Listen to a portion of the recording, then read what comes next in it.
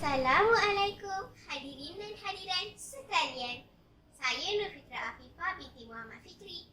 Hari ini saya akan menceritakan tentang buku yang bertajuk Sate, Makanan Kegemaran Ramai.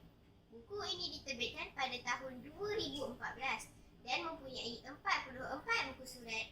Meneliti semua buku yang telah dipilih, saya memilih buku Sate, Makanan Kegemaran Ramai berdasarkan keunikannya. Buku yang diterbitkan oleh Karya Proaktif Enterprise ini mengisahkan tentang Pak Saleh yang merupakan seorang penjual sate yang terkenal di Gombak. Sate beliau sangat digemari oleh semua lapisan masyarakat, sama ada yang tua ataupun muda. Pak Saleh juga masih gigih menjual sate walaupun usianya telah lanjut. Konflik yang berlaku dalam cerita ini apabila Pak Saleh mengalami kecederaan dan tidak mampu untuk meniaga sate. Namun, keikhlasan Kapten Haruk sebagai sahabat karib Pak Saleh dalam membantunya menjual sate telah menyelesaikan masalah yang dihadapi. Buku ini diterbitkan oleh Karya Proaktif Enterprise yang mengisahkan tentang Pak Saleh yang merupakan seorang penjual sate yang terkenal di Gombak. Sate beliau sangat digemari oleh lapisan masyarakat, sama ada yang tua ataupun muda. Pak Saleh juga masih gigih menjual sate walaupun usianya telah lanjut. Konflik yang berlaku dalam cerita ini apabila Pak Saleh mengalami kecederaan dan tidak mampu untuk menjual sate. Namun, keikhlasan Kapten Haruk sebagai sahabat karib Pak Saleh dalam membantunya menjual sate telah menyelesaikan masalah yang dihadapi. Malah, sate Pak Saleh juga bakal dipasarkan ke luar negara.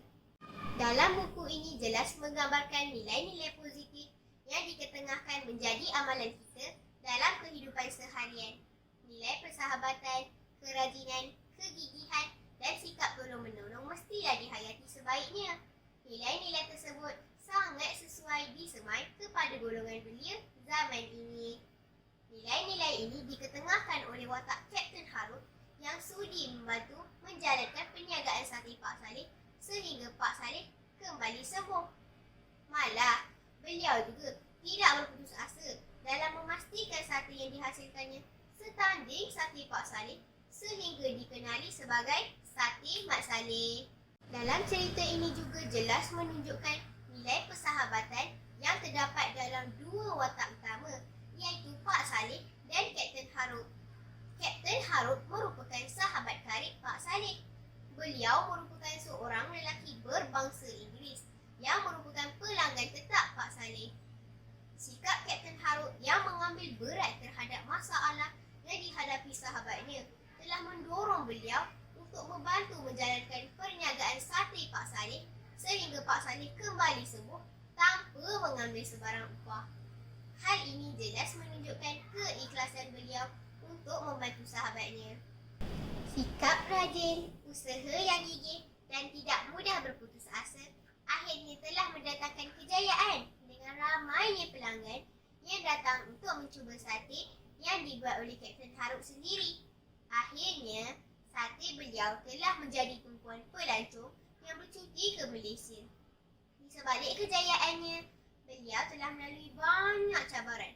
Antara cabaran yang dilalui beliau ialah melakukan kesalahan seperti masak sate hangus, tersalah membuat sate pelanggan dan banyak lagi. Apatah lagi, Pak Saleh langsung tidak menjenguk warungnya untuk membantu Kapten Haruk. Semangat setiakawan yang ditunjukkan oleh Pak Saleh dan Kapten Haruk akhirnya telah membawa kejayaan terhadap pasaran sate Pak Saleh. Roland memberitahu bahawa dia telah berminat untuk menempah sate Pak Saleh sebagai makanan timur untuk rangkaian restoran miliknya di London. Tambahan pula, anak kedua Pak Saleh yang bekerja sebagai juru terbang boleh membawa sate Pak Saleh ke restoran Roland di London. Pak Saleh mengucapkan terima kasih kepada Kapten Haruk dan anak saudaranya Roland. Kapten Haruk juga merasa gembira kerana dapat menolong sahabat baiknya itu. Lompat si katak lompat, melompat di dapur Cik Lisa, makan sate bersama ketupat, disukai ramai pelbagai bangsa. Saya memilih buku ini kerana saya tertarik dengan dengan kulit bukunya yang menampilkan gambar sate yang begitu enak sekali. Selain itu, saya juga memilih buku ini kerana penyampaian jalan cerita yang mudah difahami dan mempunyai banyak pengajaran yang patut dijadikan teladan. Selain itu, sate juga merupakan makanan kegemaran saya.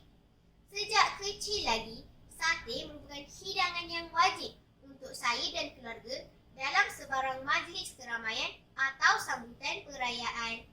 Saya paling menggemari sate ayam.